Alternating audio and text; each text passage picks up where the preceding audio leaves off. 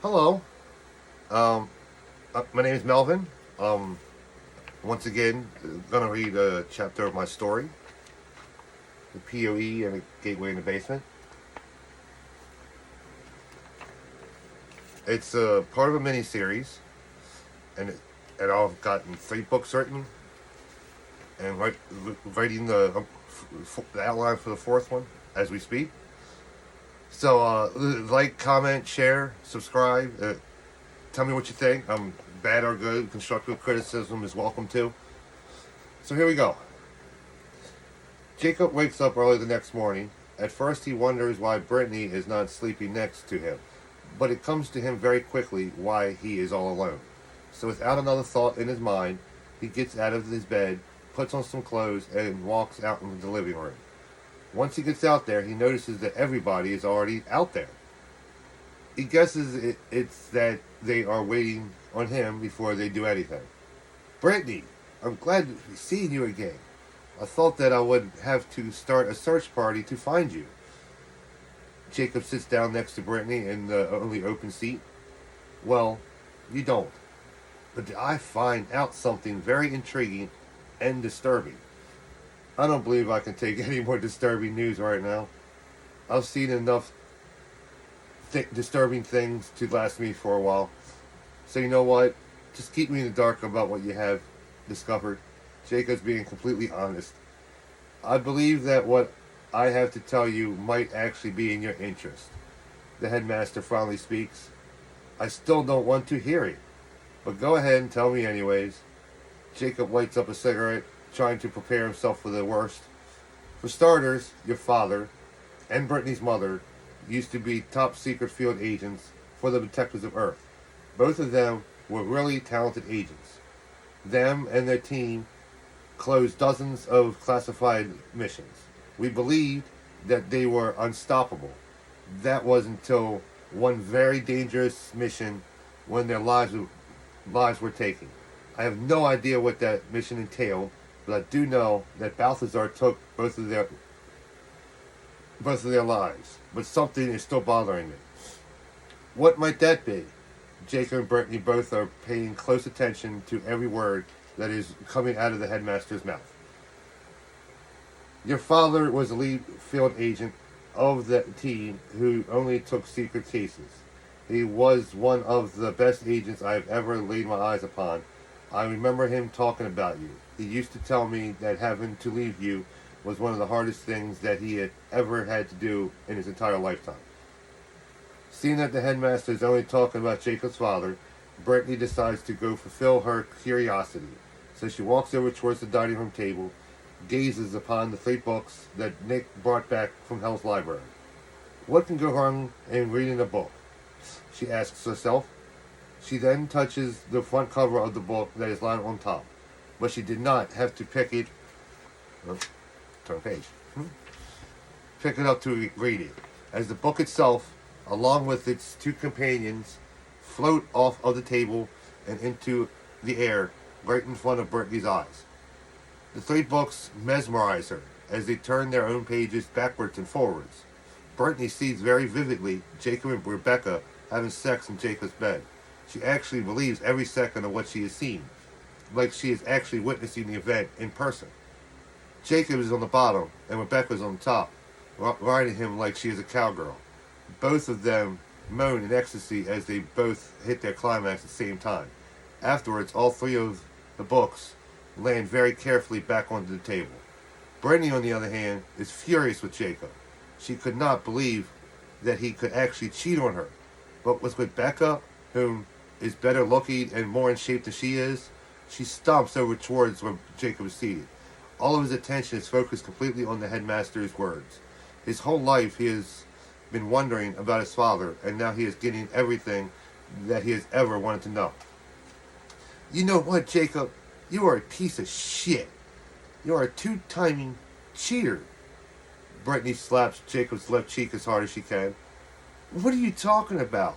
Don't get me wrong, Rebecca is a beautiful woman, but I have been in love with you since I first looked into your eyes, Jacob says with sincerity, as he once again looks into her eyes, trying to convince her of the truth.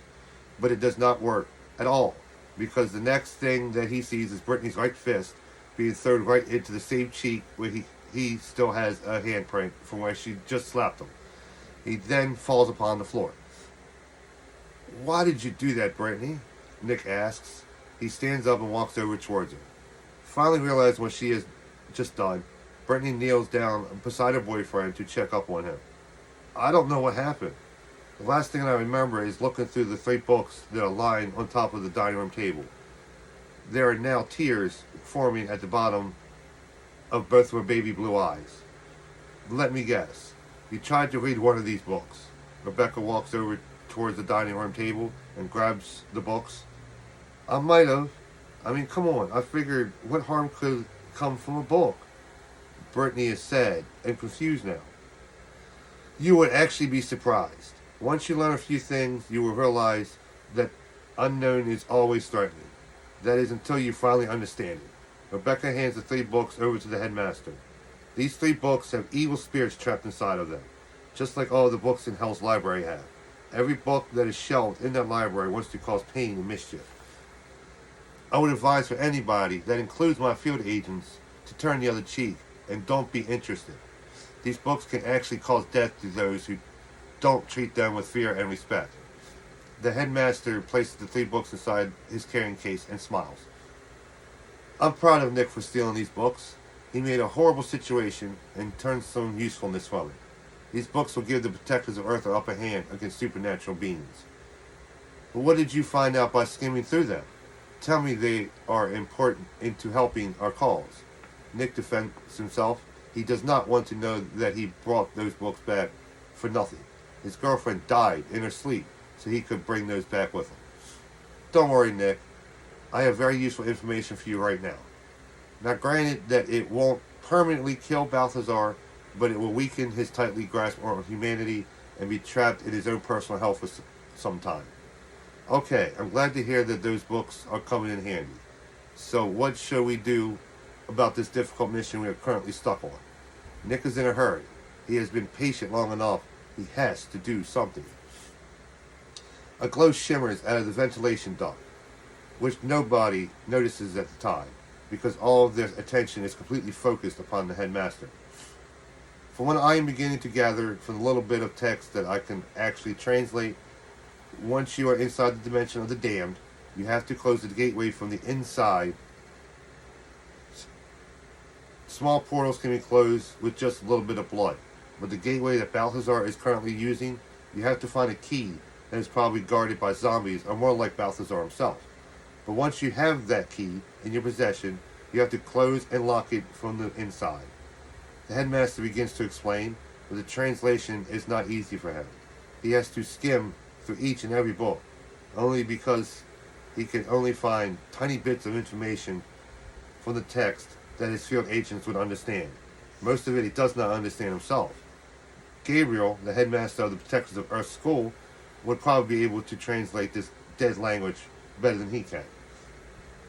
That means that somebody's going to have to sacrifice themselves and stay in hell so they can close the gateway itself. Rebecca puts in her 2 cents. As a lead agent, she deserves to know what is going on with the current mission. That is correct, Rebecca.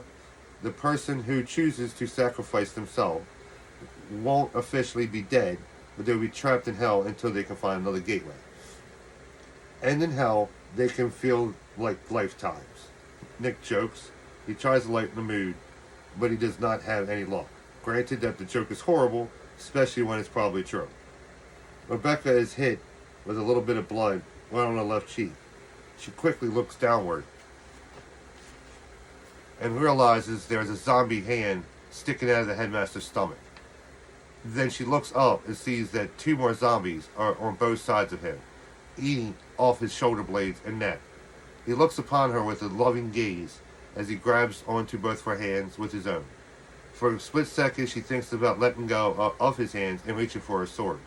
But just as quickly that thought leaves her brain, the headmaster falls down onto his back and makes a loud thud as his now lifeless corpse hits the carpet.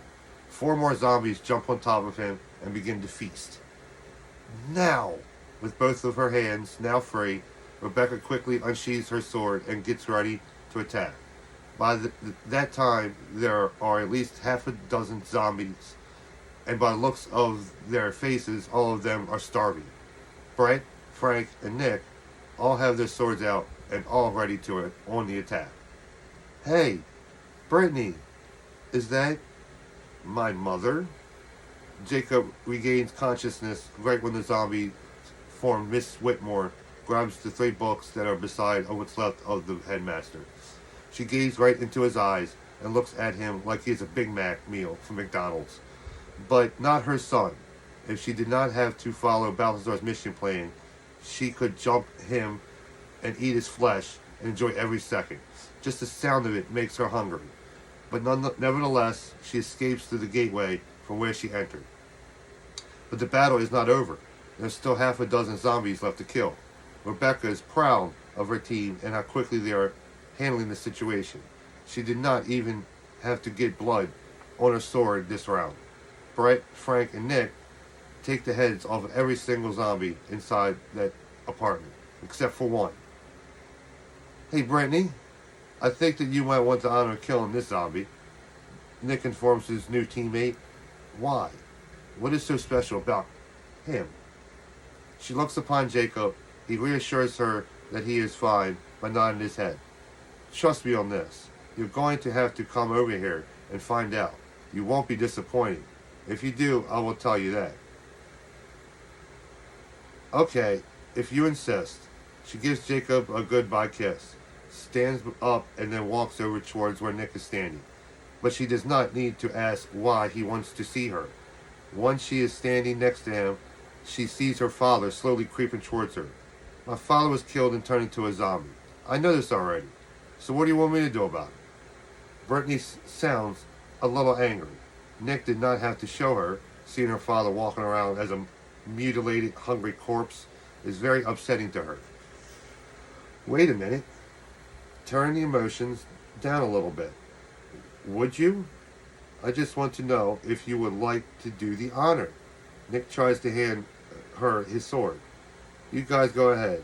I really don't think that killing my dead father is on my to-do list. She rejects Nick's sword and rejoins Jacob, who is still lying on the floor. So Nick takes his sword and swipes off his head. At least you found out what we have to do next. Brett tries to be optimistic. Yes, we did. But the cost is greater. We lost a very skilled and insightful headmaster, and Rebecca and my grandfather. Nick lowers his head in silence. This sounds like a very good time to bring my father's secret booze out. Brittany leaves the apartment without anybody noticing. Balthazar will pay for what he just did here today. We now know what we must do. So I want 2 volunteers to accompany me to the store so we can get supplies and put an end to Balthazar's evil plans. Rebecca says calmly, but she is secretively pissed off and wants to go into hell by herself and take her revenge out on this very powerful master demon. So without saying another word, Rebecca exits the apartment. At the same time, Brittany enters with her hands full of alcohol. Where is Rebecca going? Brittany carefully places the bottles upon the dining room table. She is going to the store. Come on, Frank. We'll go with her. Brett volunteers. I agree. When we come back, we will have a drink. Brittany. So would you save us some? Sure will. Brett and Frank also exit the front door so they can catch up with their team leader. Now, where are they going? She asks Nick. Rebecca is secretively upset and is going to the store to grab some supplies. I expect that once she gets back, we're going to go into hell and bring the fight to Balthazar. Nick walks over to the dining room table and grabs himself a beer that Brittany kindly brought over. Really? Hell? I would rather not go there if I can help it. Brittany grabs a beer too. There is not any reason Nick should drink alone. I would neither, but Balthazar is getting too powerful. If we don't close that gateway soon, he will bring an army of darkness with him. The protectors of Earth cannot even fight off that many supernatural beings. So in short, if we don't go into hell, an apocalypse might happen. Well, nobody wants that. No, they don't. With Jacob now awake and he is sitting upon the couch quietly, Brittany and Nick finish their beers in silence. waiting patiently for Rebecca, Frank, and Brett to return to the store so they can try to get this nightmare over, even if it costs them their lives and even their souls. So, pretty good chapter, right? It gets good. I'm telling you, I'm love horror, and it gets good. But if you like it, or like, comment, share, even if you don't like it, comment anyway. Constructive criticism. But like, comment, share, subscribe, and see you next time on another chapter.